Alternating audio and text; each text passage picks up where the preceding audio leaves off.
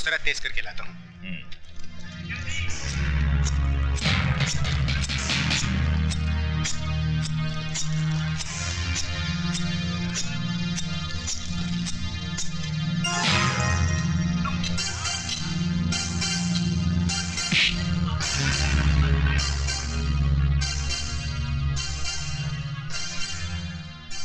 त्रिकाल सेठ के पेपर्स कहाँ है हीरालाल? खून निकल आया। कौन हो तुम? खूनी, बहुत सारे खून किया हूं और अब तेरी बारी है। बोल बैग कहाँ है? उठा तो तुझे दुनिया से उठा दूंगा, समझा? बैग कहाँ है? ये राज तो तुम्हारे बाप नहीं उगलवा सके। तुम तो उनकी नाजायज औलाद हो।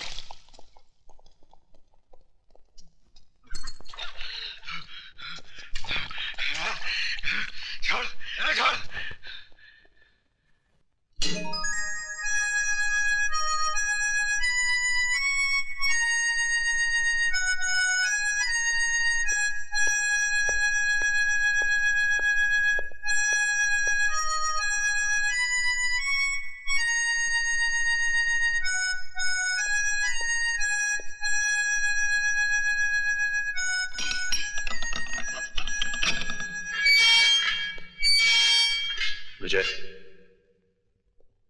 तुमसे कोई मिलने आया है।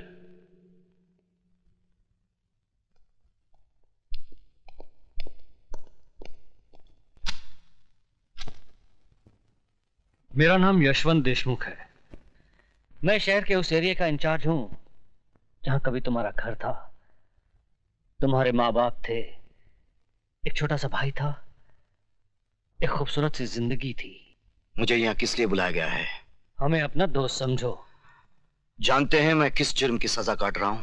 जानता हूं, और तजुर्बे के साथ यह भी कह सकता हूं कि जिस जुर्म की सजा तुम काट रहे हो वो तुमने किया नहीं है, तुम्हें फंसाया गया है। इस हमदर्दी की वजह? गुंडागर्दी, प्रोस्टिट्यूशन, ये सब तो आम बात थी, लेकिन लोग अब नए नए धंधों से अमीर बन रहे हैं, और वो है RDX, बॉम्ब ब्लास्ट, या दूसरे लफ्जों में जिसे हम मौत का कारोबार कहते हैं। ये कारोबार इस मुल्क के नौजवानों की नसों में फैलाने वाला एक ही आदमी है, जिसे हम डॉन के नाम से जानते हैं। जब जानते हैं तो उसे गिरफ्तार करके सजा दिलवाइए। मुझे ये सब बताकर क्या फायदा? डॉन को गिरफ्तार करना इतना आसान काम नहीं है जितना तुम समझ रहे हो।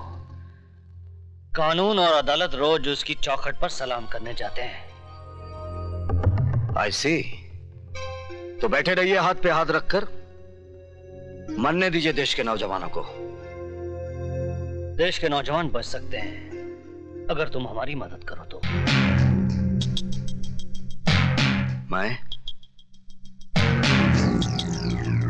मैं क्या कर सकता हूं? तुम चाहो तो ये डॉन घुटनों के बल चलकर हमारे पास अपनी जिंदगी की भीख मांगने आ सकता है। वो कैसे? जिस तरह लोहा लोहे को काटता है, हम भी उसी के हथियार से उसे मारेंगे। मैं समझा नहीं। डॉन को पैसों से ज्यादा अगर किसी चीज से प्यार है तो वो है उसका इकलौता बेटा। अगर हम किसी तरह से उसके बेटे को किडनैप कर लें तो हम डॉन को उसके गुनाह कबूल करने पर मजबूर कर सकते हैं। शाबाश। तो अब पुलिस वाले गुंडों का काम करेंगे। ये काम पुलिस नहीं करेगी, तुम करोगे। किसी को कानो कान खबर नहीं होगी कि कब एक कैदी जेल से निकला, डॉन के बेटे को किडनैप किया और पुलिस के हवाले कर दिया। यह गलतफहमी आपको कैसे हुई कि यह गुनाह मैं करूंगा? यह गुनाह तुम्हारे उस गुनाह के दाग को मिटा देगा जो तुमने कभी किया ही नहीं है। देखो विजय, अगर तुम पुलिस का साथ दोगे तो हम तुम्हारी बाकी की सजा भी माफ करवा देंगे।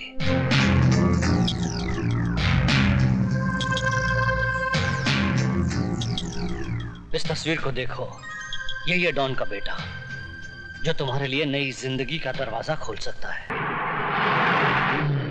ट्रक रोको।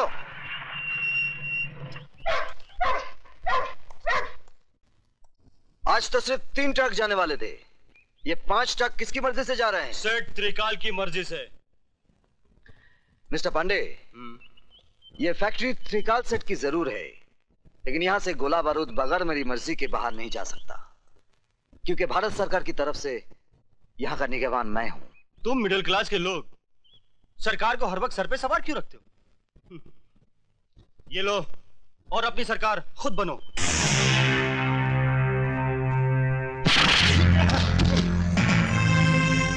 इसे पुलिस के हवाले कर दो।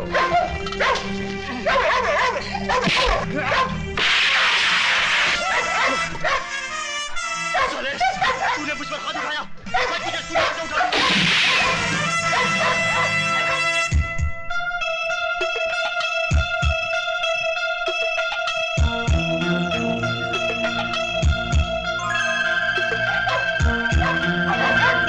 शाबाश।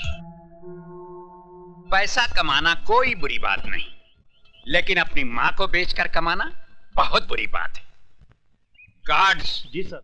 इस लाश को उठाकर पुलिस के हवाले कर दो, और याद रखो, आज के बाद फैक्ट्री के बाहर कोई सामान विजय साहब की इजाजत के बगैर नहीं जाएगा। जी साहब। Good luck my son.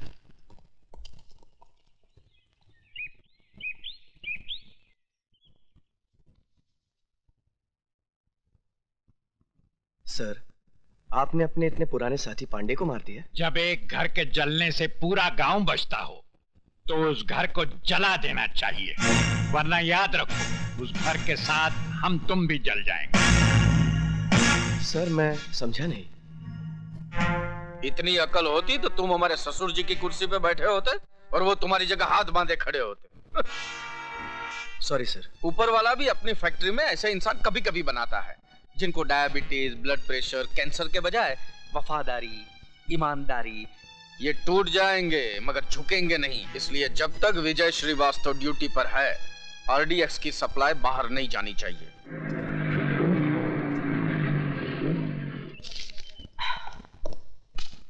माँ, मैं जिम जा रहा हूँ। क्यों रे? तेरी पैसे की भूख इतनी बढ़ गई है? अभी फैक्ट्री से थकारा आया है और फिर चल दिया? माँ, तुम क्या समझते हो कि मैं बच्चों को कुंफू कराटे पैसों के लिए सिखाता हूँ? फिर सेल्फ डिफेंस, सेल्फ डिफेंस। अरे तुम नहीं समझोगी, अंग्रेजी में है। हाँ तुम चुप रहो जी। पहले तो मुझे ये बता, तेरी पूरी जिंदगी मारामारी करते ही गुजरेगी क्या? मतलब दरअसल तेरी माँ घुमा कर बात कर रही है जलेबी की तरह। तो फिर आप ही बता दीजिए ना, बर्फी की तरह। चुप। बेटा क्या है कि आजकल तेरी माँ से घर का कामकाज नहीं होता है ना, तो एक नौकरानी रख लेते हैं। भैया हमें वो वाली नौकरानी नहीं, बगैर पगार वाली नौकरानी चाहिए। बस अब बहुत हो गया मजाक। विजय तू सीधे सीधे सुन ले, मुझे एक बहू चाहिए। ठीक है, जैसे मुझे कोई लड़की मिल जाएगी मैं सीधे तुम्हारे पास उसे बहू बनाकर ले आऊंगा।